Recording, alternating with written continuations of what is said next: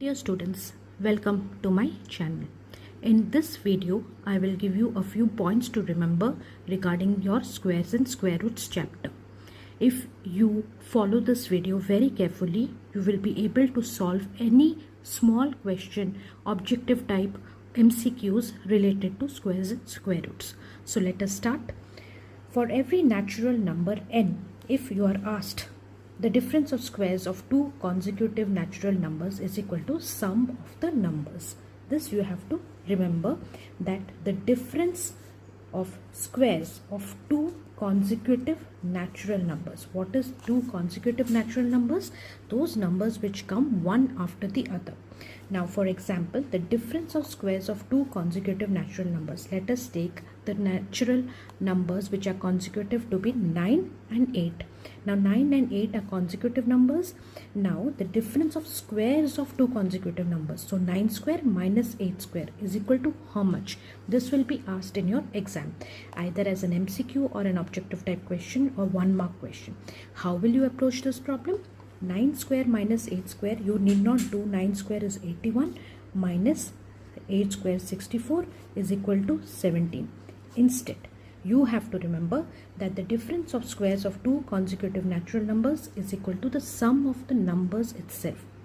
That means in your question 9 square minus 8 square is given. What are the two numbers? They are 9 and 8. So your answer will be simply 9 plus 8, which is equal to 17. Okay, now let us do one more example. 19 square minus 18 square is equal to how much? Now, what formula are we applying here, students, in this? We are applying a square minus b square is equal to a plus b into a minus b. Now 19 square minus 18 square is simply the sum of these two numbers. Okay, why? Because if you minus 19 minus 18, you are getting 1, and 1 into 19 plus 18 is the same thing. So your answer is simply the addition of these two numbers which are given. If you are asked to find the sum of the numbers, then when you are given the difference of squares of two consecutive numbers, you will just add the two numbers which are given. 28 square minus 27 square. What is the answer? 28 plus 27. 136 square minus 135 square. What is the answer? You will simply add 136 plus 135, which is equal to 271 is your answer. But you have to keep in mind that this number and this number are consecutive natural numbers. Okay, and they're squares.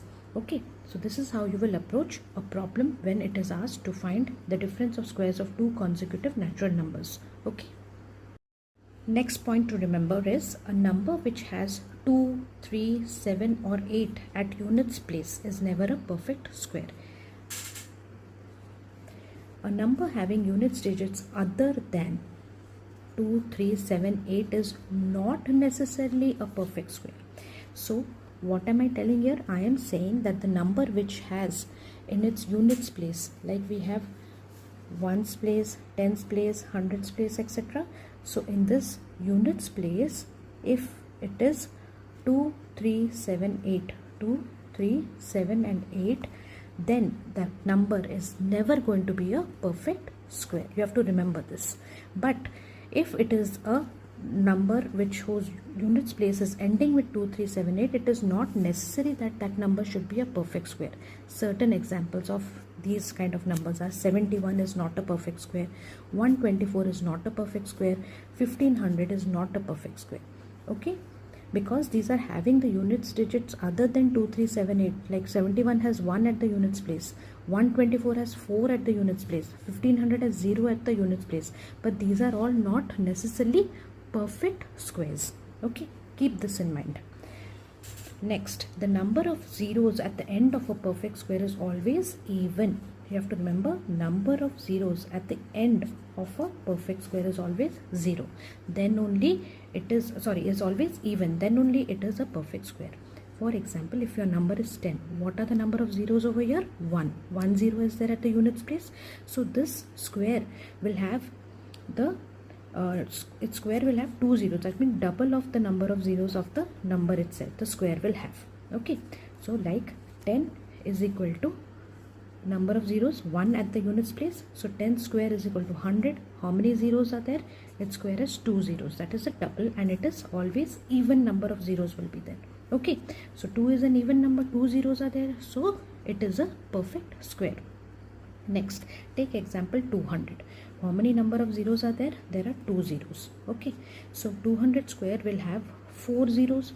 So the number 200 is a perfect square. Why? Because the number of zeros at the end is even.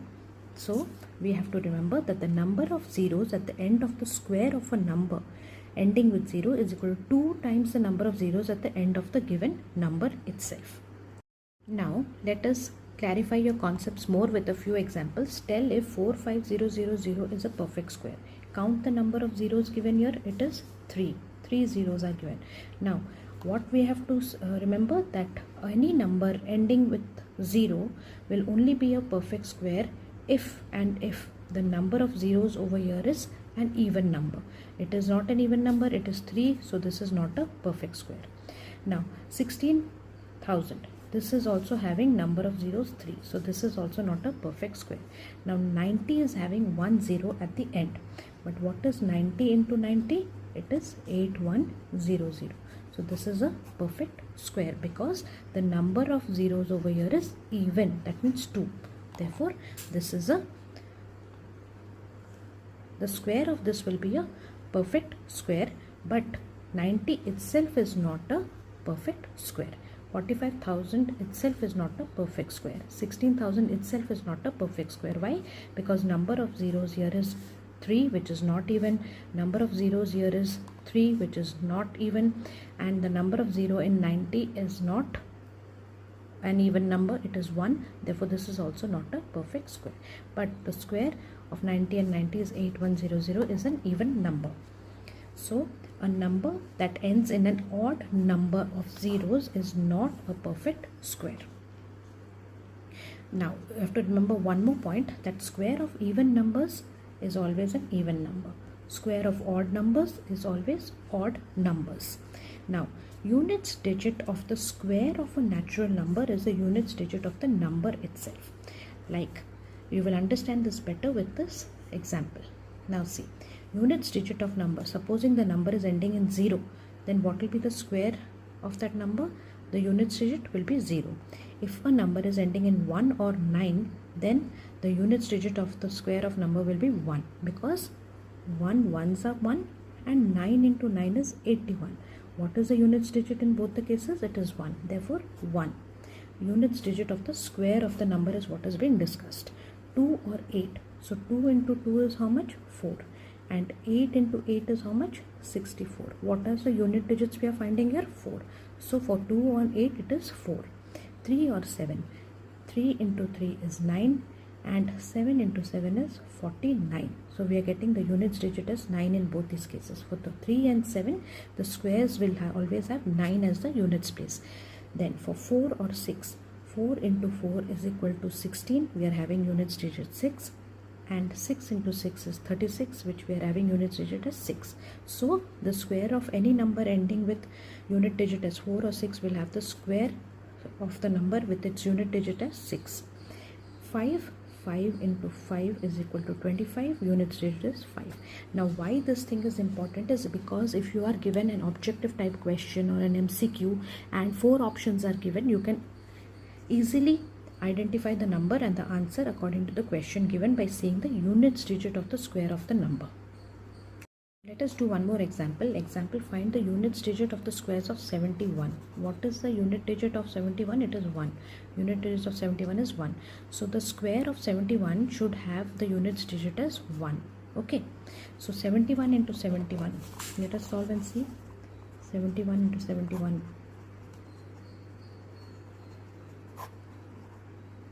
5041, which has the units digit as 1. So 71 is the correct answer. Units digit of 71 is 1. Now let us find the unit digit of the square of 589. What is the unit digit of this 589? It is 9. Okay, so what is this? We don't have to multiply 589 into 589 to find out the unit digit of the square of 589. You just have to see what is the square of the unit digit of this number 589. It is 9 into 9, 81. What is the unit digit? It is 1.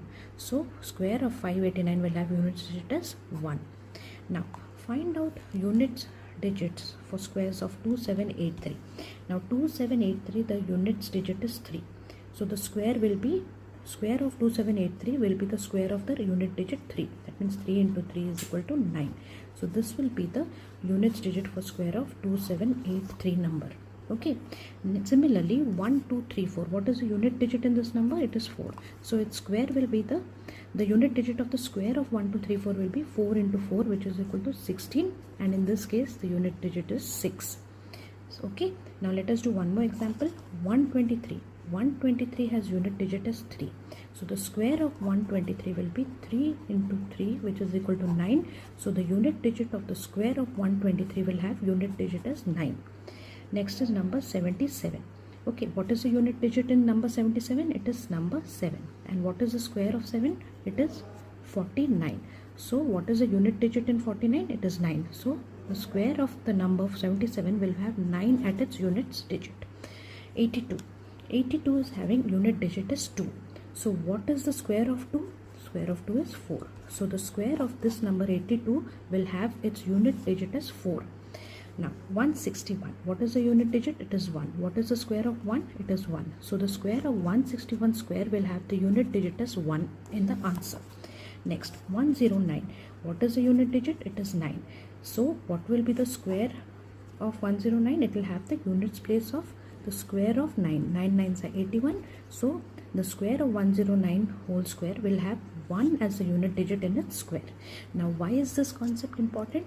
For objective type questions, to select from which of the find the unit digit for the squares of any particular number which is given, you can find out in the shortcut method. Instead of doing, supposing 161, you don't have to do 161 into 161, and it is such a long process.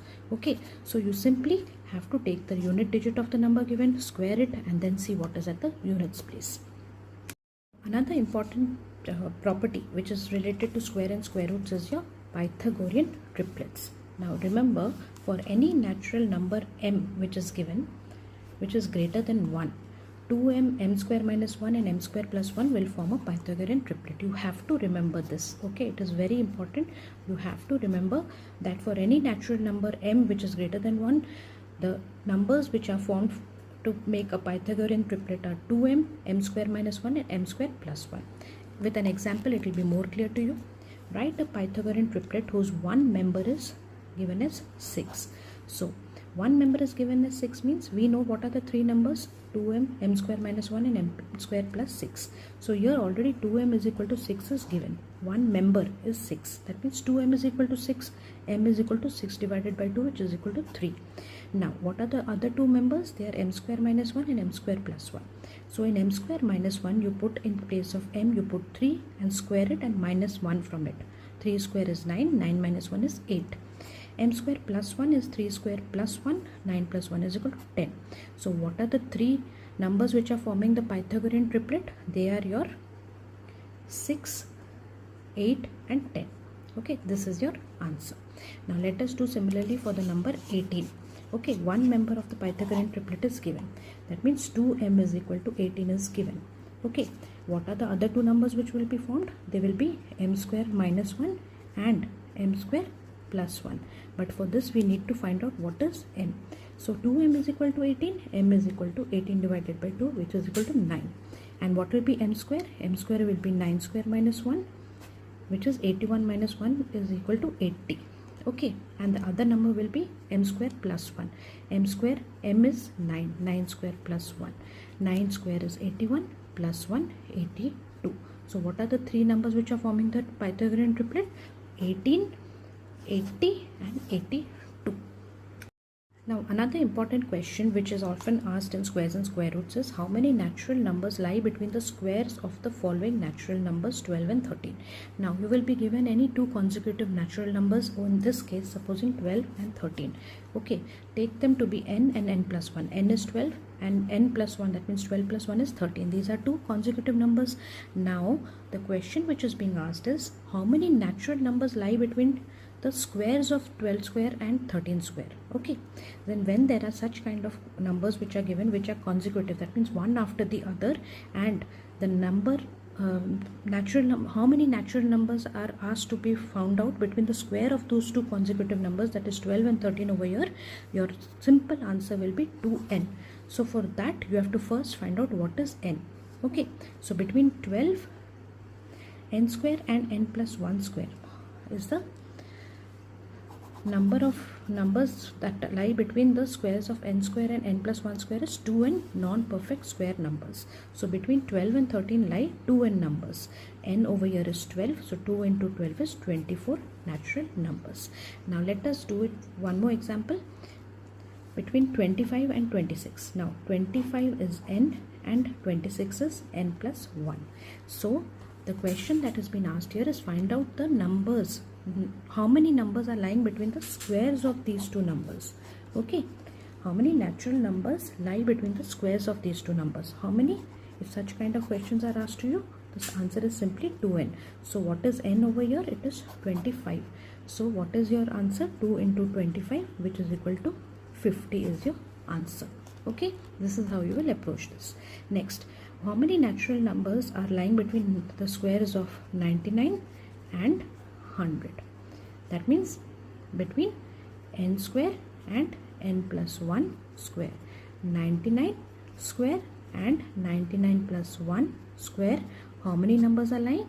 That they are the numbers which are there are 2n. And what is n over here? 2 into 99. That means 198 numbers. So this is how you will approach it. You have to remember certain things over here, and over here the main thing to remember here is how many natural numbers lie between the squares of the following natural number. Squares of the following natural number, n square and n plus 1 whole square, which are consecutive numbers. 2n is the answer. Express each of the following as the sum of two consecutive natural numbers. Okay, now when such kind of question is asked to you, express each of the following. That means you have to express 21 square as the sum of two consecutive natural numbers, one after the other. Okay, so in this kind of problems where you are asked to express the square of a number as a sum of two consecutive natural numbers, what will you do? Consecutive means one number coming after the other.